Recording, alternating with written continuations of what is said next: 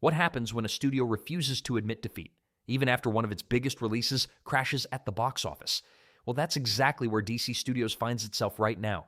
As Supergirl heads into its digital release, a brand new problem is already making headlines. And this time, it isn't just about the movie's theatrical performance. Reports are now pointing toward extremely weak digital pre-order numbers, raising fresh questions about whether the film can recover at all. Meanwhile, James Gunn is once again defending the project, pushing back against critics, and making some bold claims that have only fueled even more debate. Stick around, because later in this video, we'll break down Gunn's latest comments, the growing controversy surrounding Supergirl's digital launch, and why this situation may be even more serious than many fans expected.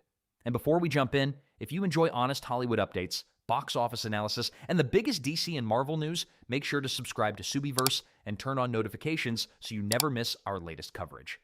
Ever since Supergirl was widely described as one of DC Studios' biggest box office disappointments, Warner Bros. Has been working overtime to change the conversation. Over the past several weeks, James Gunn, Millie Alcock, screenwriter Anna Nogueira, and even Warner Bros. Discovery CEO David Zaslav have continued promoting the film, hoping to generate new momentum ahead of its digital release. But instead of positive headlines, a new concern has taken center stage.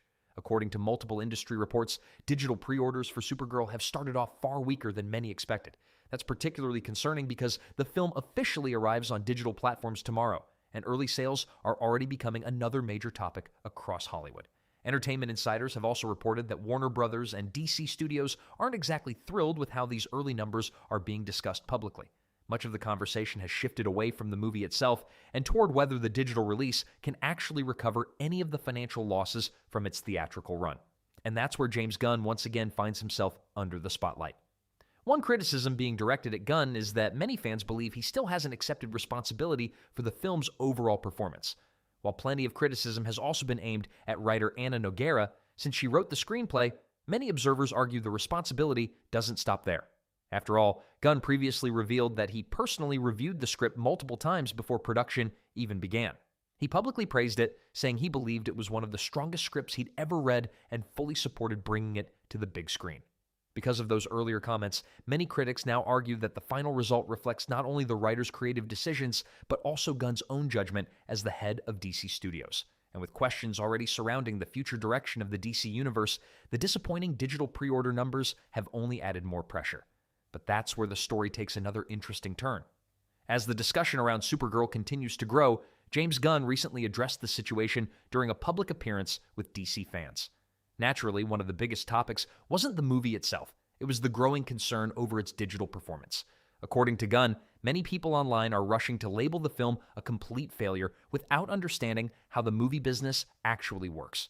He argued that a theatrical release is only one chapter of a film's financial journey. In his view, once a movie reaches digital platforms, it gets another opportunity to earn revenue through rentals and purchases, making it far too early to decide whether the project can recover. Gunn also suggested that many of the questions surrounding Supergirl's digital performance are being driven by people who had already made up their minds before seeing the full picture.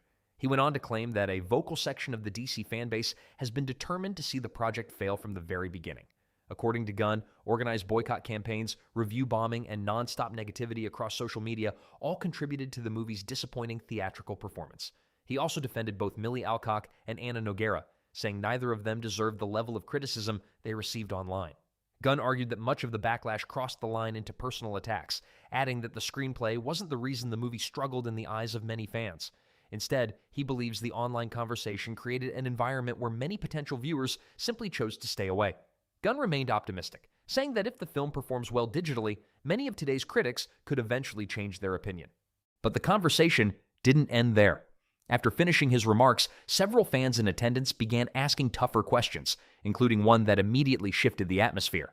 One audience member reportedly brought up the industry reports claiming that Supergirl's digital pre-orders were significantly underperforming compared to previous DC releases. According to those in attendance, Gunn didn't spend much time responding to that particular question. Instead, he moved on from the discussion and continued speaking with another group of fans, leaving the original question unanswered despite repeated attempts from some people in the crowd to get a response. That moment quickly became another talking point online, with critics arguing that the studio seemed far more comfortable discussing future projects than addressing the current concerns surrounding Supergirl's digital launch. But that's only part of the story. Now, even if Supergirl manages to generate some revenue through digital rentals and purchases, Many analysts believe the bigger challenge is simple: interest. For months, the movie has struggled to build excitement among general audiences. Many fans pointed to the marketing campaign, saying the trailers failed to create anticipation, while others argued that the version of Kara Zor-El introduced earlier in the DCU didn't connect with a large portion of the audience. Then came the reviews and audience reactions. Once negative word of mouth started spreading, it became even harder for the film to recover. For many potential viewers, those early reactions were enough to convince them to skip the movie altogether. And that's why the latest reports surrounding digital pre-orders are receiving so much attention. If those numbers continue trending below expectations, the digital release may not provide the financial boost Warner Bros. Was hoping for after the disappointing theatrical run. Many observers believe the studio is now relying heavily on digital platforms to regain at least some momentum before the movie eventually arrives on streaming later this summer.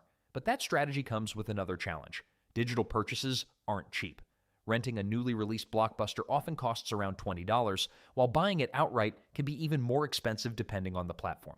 Because of that, many viewers may simply decide to wait until the movie becomes available through their existing streaming subscription instead of paying extra for early access. If that happens, Warner Bros. Could face another difficult hurdle in its attempt to extend the movie's commercial life. For James Gunn, the pressure is only increasing. Every interview, every public appearance, and every promotional event is now being closely watched as fans continue debating whether Supergirl was simply an underperforming release or a warning sign for the future of the new DC universe. Meanwhile, Warner Bros. Appears determined to keep promoting the film throughout its digital rollout, hoping stronger online sales can shift the narrative before its expected streaming debut later this year. Whether that strategy succeeds remains to be seen.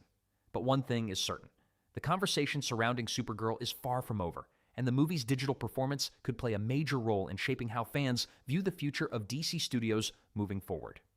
What do you think? Can Supergirl recover through digital sales and streaming, or has the damage already been done? Share your thoughts in the comments below, and if you enjoyed today's update, don't forget to like the video, subscribe to Subiverse, and turn on notifications so you never miss the latest Hollywood, DC, and Marvel news. Thanks for watching, and I'll see you in the next one.